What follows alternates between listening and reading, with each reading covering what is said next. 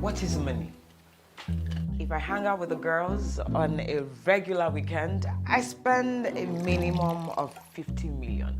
You see, when it comes to money, I spend money in dollars, in pounds, in millions. What are you saying? Advertise Kiki unscripted, Canada Water Theatres, July 22, 2022, regular tickets, £25, VIP, £45. No, so the payment, which money your family have? Somebody can never pretend. People pretend in me. Madam know what madam say about Aye me ta, sọ pé pa o. Pa o. Me ah. Mami jẹ́ kó dá síbẹ̀. Tani yẹn, tani kó di activity mú.